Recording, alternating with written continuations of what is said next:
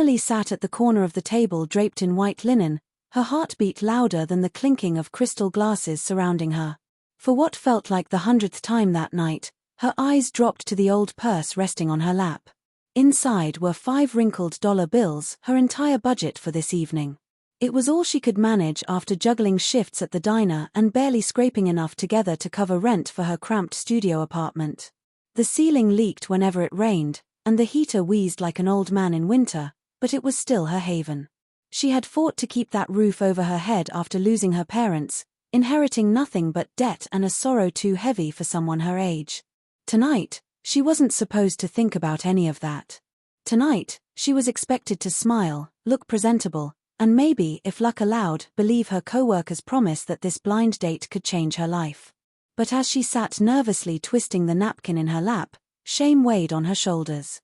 How could she pretend to enjoy a dinner she couldn't afford? How could she sit in a place where even a glass of water likely cost more than the money in her purse? Still, she stayed. Hope, faint but stubborn, whispered inside her, maybe tonight will be different. Maybe love won't care about patched dresses, scuffed shoes, or an empty wallet.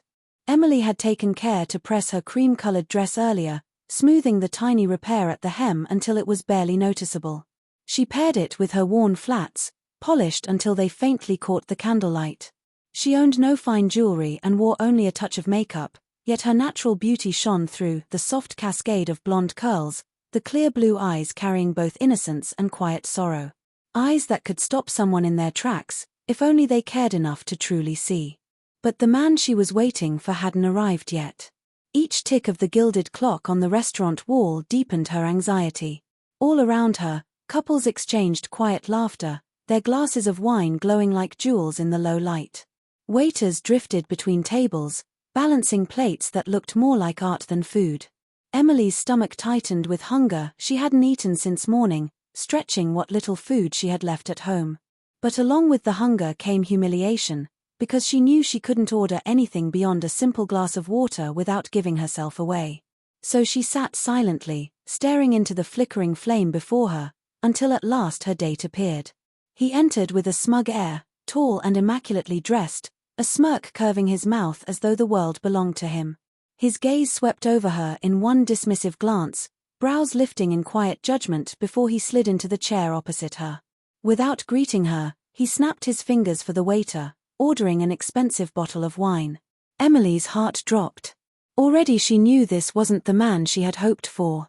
Still, she managed a polite smile, whispering a soft hello and introducing herself while he barely glanced up from his phone. To him, she seemed nothing more than an interruption. As the evening wore on, his arrogance seeped into every word, every gesture. He boasted about his career, his car, his vacations, but not once did he ask about her. Not once did he look her in the eye. When the waiter finally turned to Emily, asking what she'd like, she swallowed her pride. Her cheeks burned as she whispered, "Just water, please." Her voice trembled, and the man across from her scoffed, muttering under his breath about people who couldn't even manage a dinner. Her heart fractured, but she held her composure. When the glass arrived, she lifted it gently, as if it were the finest wine in the room, murmuring a quiet thank you to the waiter. Even in humiliation, her kindness shone. What Emily didn't know was that someone else had noticed. From a nearby table, Daniel had been watching since the moment she walked in. He saw the fear in her eyes when she sat down, the way her companion dismissed her, the quiet dignity with which she endured it all. Daniel was in his mid-30s, dressed in a tailored suit that reflected years of success. He carried himself with the confidence of a man who had built an empire from the ground up. Yet beneath that polished exterior was the memory of struggle, the long nights he once counted coins just to feed his daughter. He had promised himself never to forget what it felt like to be overlooked, to be judged by circumstances beyond control. That evening, he wasn't dining alone. His little girl, Lily, sat beside him, chattering softly. She tugged on his sleeve, her voice curious and innocent. "Daddy, why does that lady look so sad?" Daniel didn't have an answer. Not yet. But he knew her question would follow him until he did something about it. Because no one deserved to sit in a crowded restaurant and feel utterly alone.